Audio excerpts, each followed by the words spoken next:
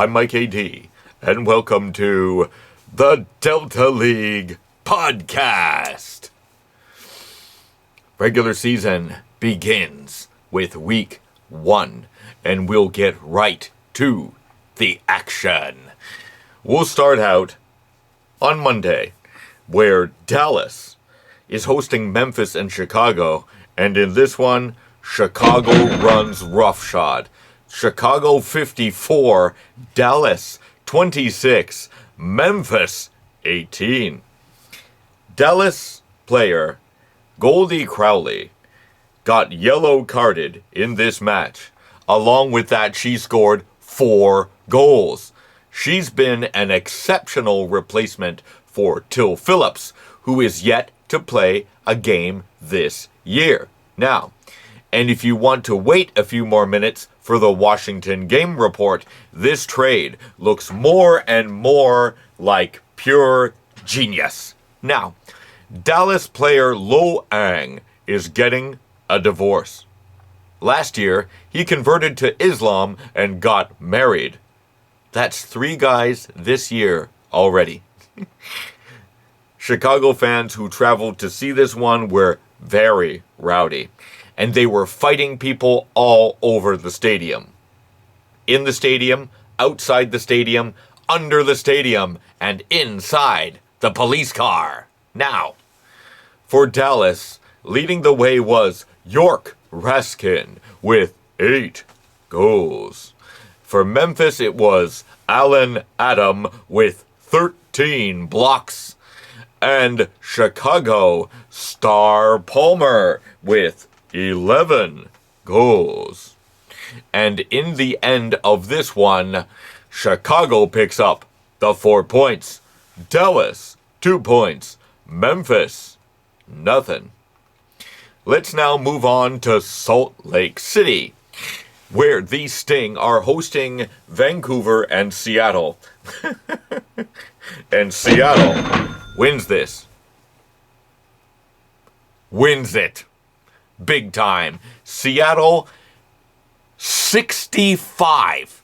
Seattle 65.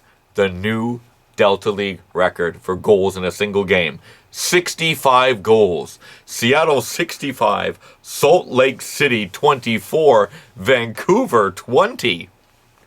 Seattle star Evan Perewall did not play in this game due to the birth of his first child. As it appears, Seattle did not need him anyways. They lost all impulse control from the first blow of the whistle. Now, Swarm player Britt Cromie has come out of the closet this week. She's a lesbian. She says the whole team knows because so many guys on the team wanted to hook up and she had to turn them down. Now, Seattle player Emmett Ruan has filed for personal bankruptcy. He says the problem doesn't stem from gambling at all.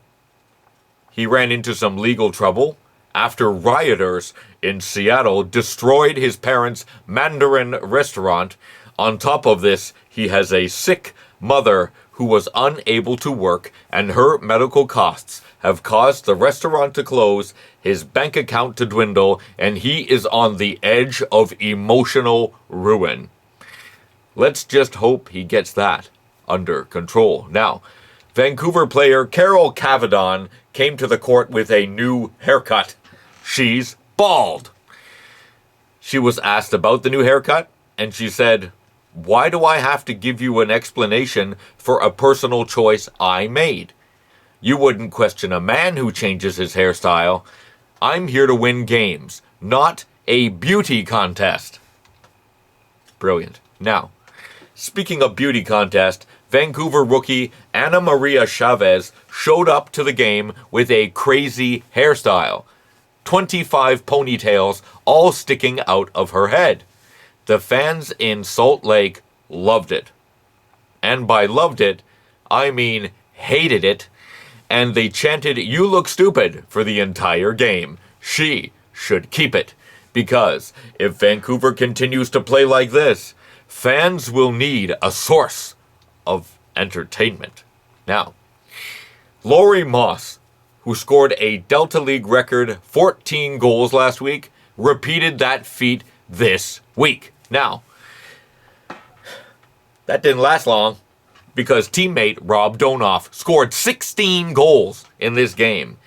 This team has no shortage of offensive weapons. Now, Laura Greco lost all composure and whipped the ball into the crowd. That has a way of happening when you go down 20-0 in the first period.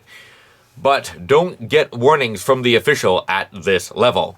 He goes right into his pocket and he takes out the yellow card. Now, Chip Chiozzi and Tommy Anastos also ended up with yellow cards in this game. Chiozzi for some rough stuff and Anastos for some more showboating. Now, this guy has to be careful because the league has instituted a new yellow card policy. And the policy is thus: 2 yellow cards in one game get you a black card. But yellow cards can now accumulate throughout the season, and 4 yellow cards in one season will get you a black card. And that is a 1-game suspension. Now, 8 yellow cards, and that gets you another black card, and that graduates up to a 3-game suspension. The same as the league's regular black card policy. Now, Salt Lake City player Gilbert Ratchev busted up his eye socket in this match. He'll be gone 12 weeks. So, for Salt Lake City, nobody doing jack shit. For Vancouver, it was Carol Cavadon with 5 goals and Romeo De Rosa with 5 blocks. And for Seattle, it was Rob Donoff with 16 goals, Chip Chiozzi with 11 goals, and Vladimir Millet with 12 blocks. Unbelievable. And in the end of this one, Seattle gets the 4 points. Salt Lake City 2 points, and Vancouver comes out of this one with nothing. So, let's move on to the next game. And it is Saturday night with Toronto hosting Detroit and Montreal. And in this one, Detroit pulls off the shocking upset. Detroit wins this one. Detroit 26, Toronto 23, Montreal 21. So, earlier in the week, Toronto player Gabriella Davignon comes out on Twitter and espouses the benefits of microdosing magic mushrooms. Then the next day, the same thing. Apparently, she's been experimenting microdosing magic mushrooms to deal with various personal issues. But she took too much, and as a result spent entire Wednesday night blitzed out of her mind. Now, magic mushrooms are not on the league's banned substance list, but the team did tell her to avoid using them on game days. Now, Lyles Houston, the Toronto Towers player, inadvertently takes out the Detroit player Anastasio Polimu, sending him into the bench and onto Hussein Cohen, who is, guess what, not dressed. Polimu takes exception, shoving Houston down. Cohen gets up, starts going after Houston also. He gets black-carded. It's a whole schmoz.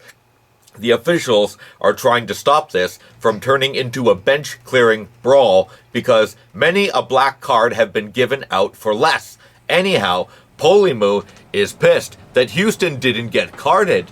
So Montreal player Angela Carlucci gets up of her bench, tries to stop the fight, and guess what happens? She gets black carded, and then she tries peeling opposing players off each other. The refs totally bungled this one to such a degree that none of these refs are going to be doing playoff games this year. That is a guarantee. Now, of this, only one thing is certain. Carlucci and Cohen are going ditch digging for 1 week.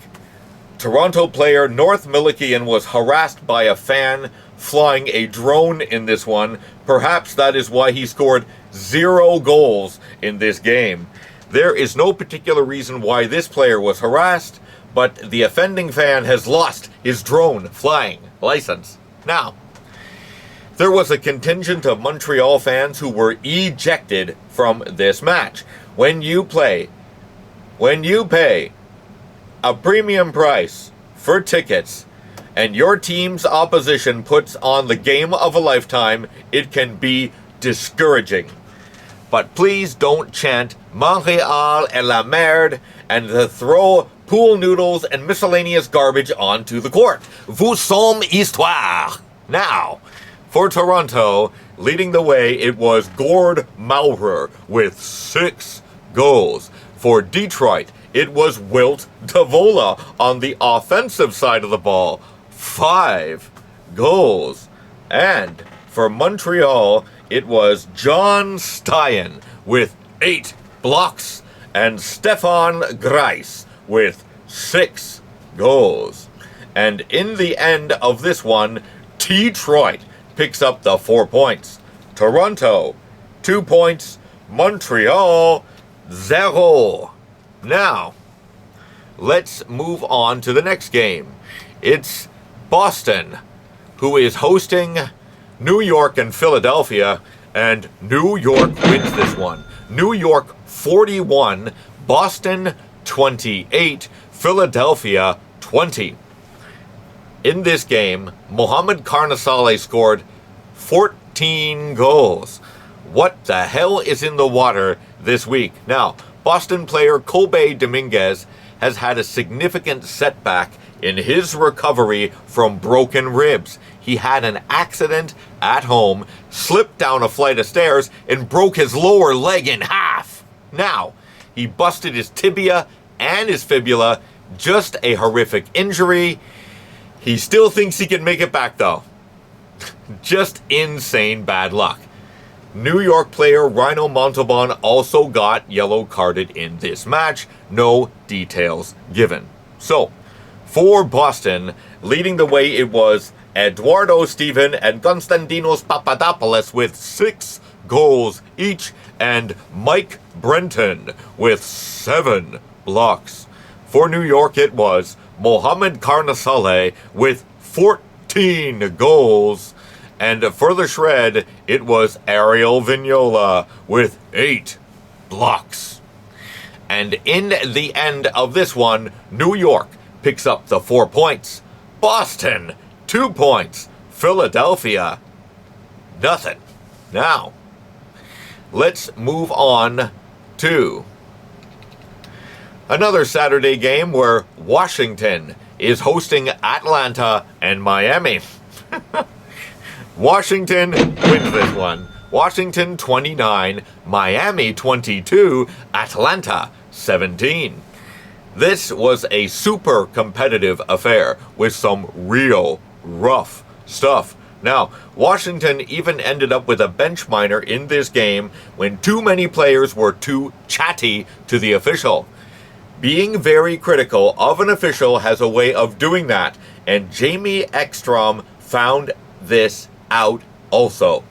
When you test the resolve of the official, you better hope they are not drunk that night, because you get carded when you accuse the official of substance abuse. Now, here comes the pain.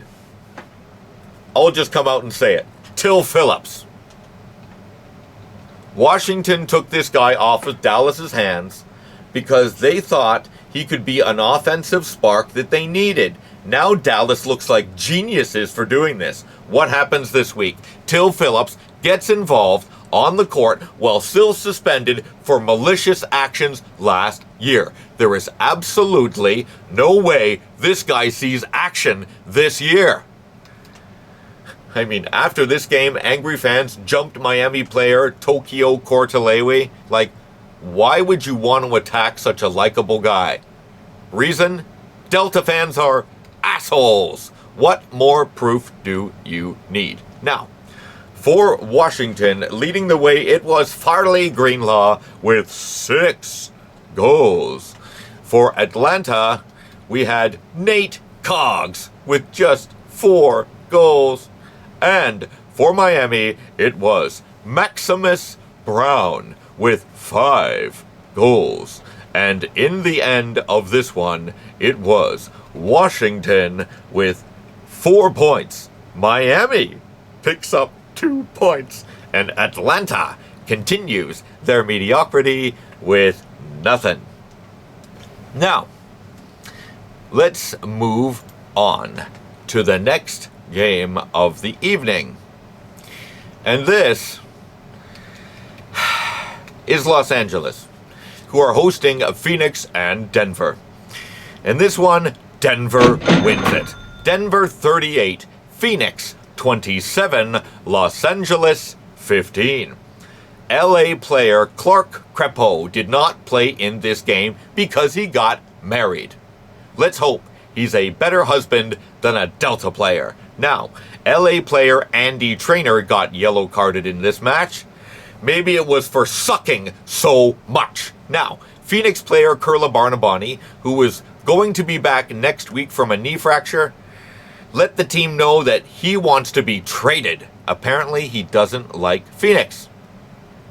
All that dry heat, and he doesn't like it? Let's see what happens when they trade him to Chicago. That's the epitome of a safe neighborhood. For LA, leading the way it was Freddie Endler with 4 goals. For Phoenix, it was Jackson Truman and Carlo Flamia with 5 goals each. And for Denver, it was Randy Magnuson with 8 goals. And in the end of this one, Denver picks up the 4 points. Phoenix, 2 points. LA, nothing. Now, let's look at the standings. And because it's the first week in, this will be real simple. We got at the top with 4 points, Seattle, Denver, Chicago, Detroit, New York, and Washington. Underneath there with 2 points, Dallas, Salt Lake City, Phoenix, Toronto, Boston, and Miami. And on the bottom with nothing, Vancouver, Los Angeles, Memphis, Montreal, Philadelphia, and Atlanta.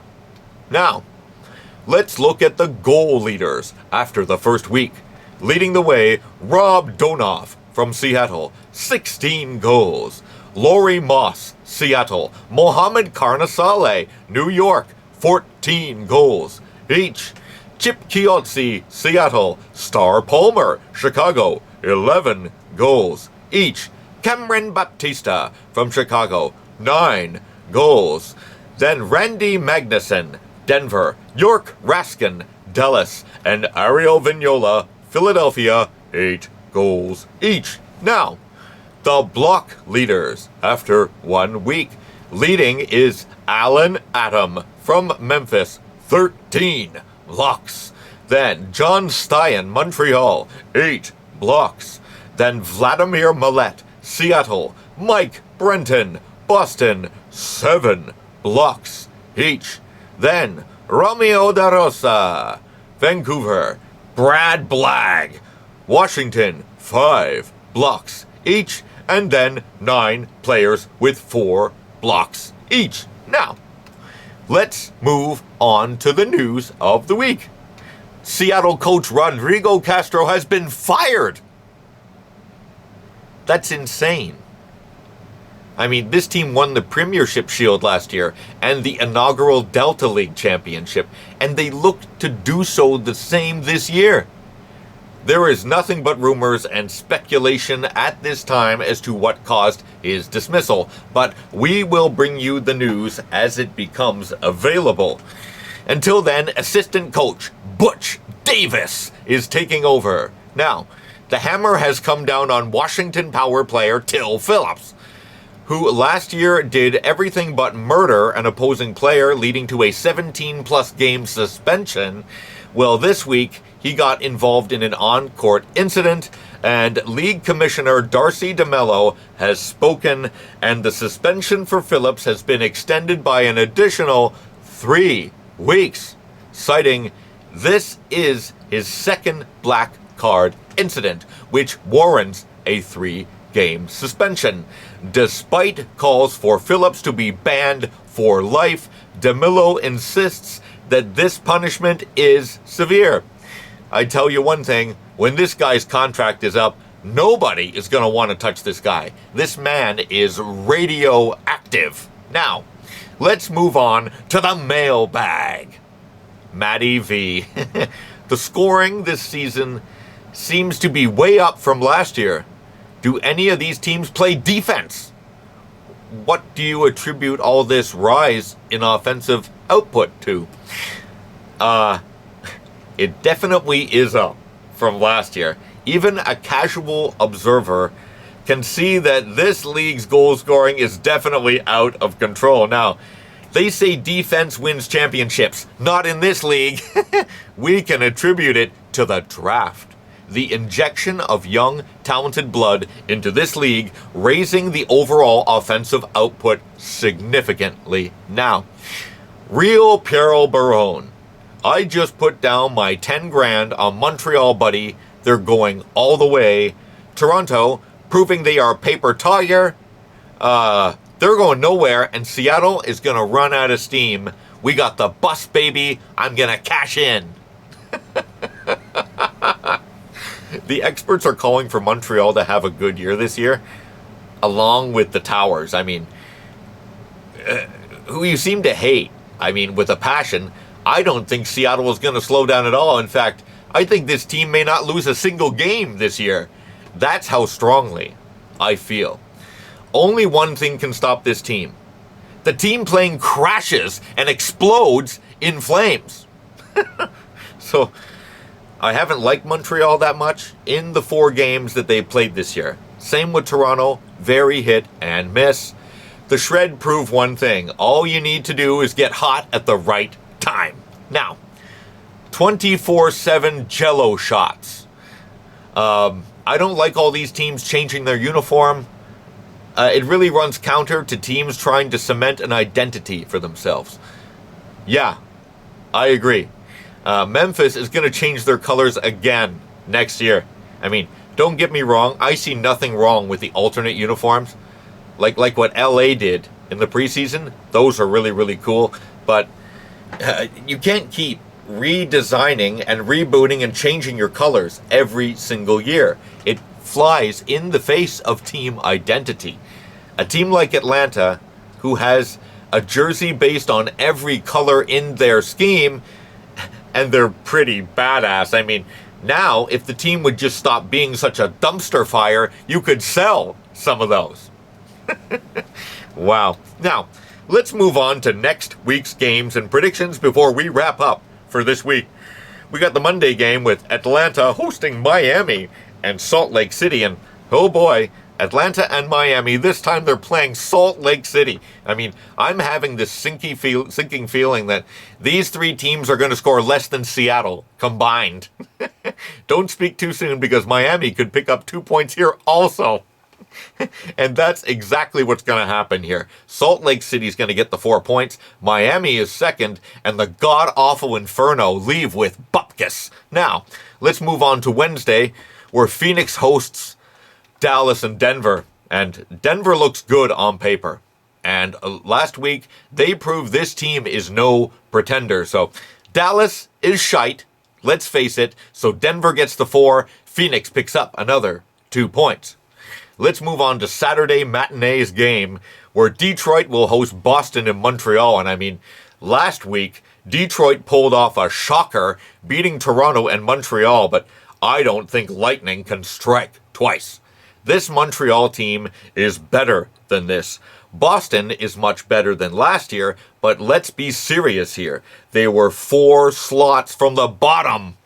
I think Montreal breaks out and scores a boatload of goals here, leaving Boston and Detroit to pick up the scraps. Now, let's go to New York, Washington, and Philadelphia live from NYC. Now, this matchup will determine what this Fire Demons team is made of. Now, last week, Philly stunk the joint out, and they're overdue for a turnaround, but Washington is no slouch.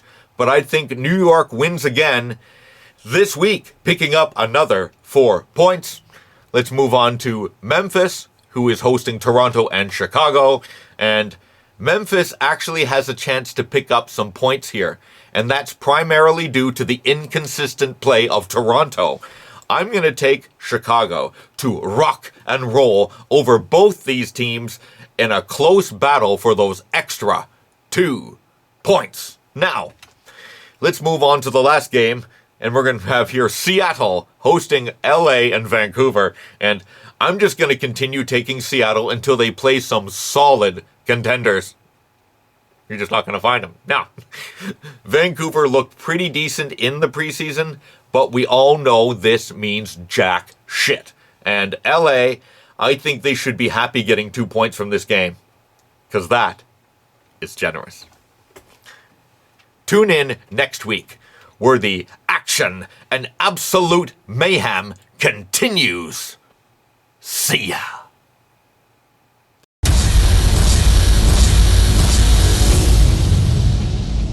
This is Delta 2.